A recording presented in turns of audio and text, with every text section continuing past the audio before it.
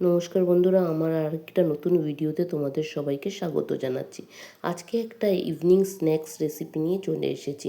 এর জন্য 250 গ্রাম মতো চিকেন কিমা আমার প্রয়োজন। তার মধ্যে দিয়ে দেবো 1 চামচ ভিনিগার, 2 চামচ সয়া সস, 1 চামচ রসুন বাটা, হাফ চামচ গোলমরিচ গুঁড়ো এবং টেস্টের অনুযায়ী নুন, এবং এটাকে আধ ঘন্টা রেখে দেবো। তারপরে একটা প্যানে 2 চামচ তেল নিয়ে গরম করে এটাকে দিয়ে 5 মিনিট হাই ফ্লেমে ভেজে 10 মিনিট একটু লো ফ্লেমে ভাজবো।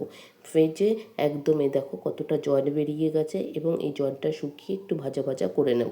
ভাজা ভাজা করার পরে এর মধ্যে আমি দিয়ে দেব 1 চামচ রেড চিলি সস এবং 2 চামচ হচ্ছে টমেটো সস, এবং ভালো করে নেড়ে নেড়ে একটু ভেজে নেব 2-3 মিনিট মতো।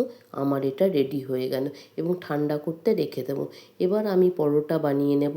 এটা পরোটা বানিয়েছি ময়দা দিয়ে, তোমরা আটা দিয়ে রুটি বানিয়েও এটাকে খেতে পারো, এবং এটাকে সেকেও খেতে পারো। আমি আমার ছেলে খাবে বলে এটাকে আমি একটু হাফ চামচ মতো তেল দিয়ে একটুখানি ভেজে নিয়েছি। এখানে সবাই একটু খেয়াল করে দেখে নেবে, আমি যে মেয়োনিজটা ইউজ করছি সেটা হচ্ছে তন্দুরি মেয়োনিজ। তোমাদের কাছে না থাকলে প্লেন মেয়োনিজের মধ্যেও তন্দুরি মশলা অ্যাড করতে পারো।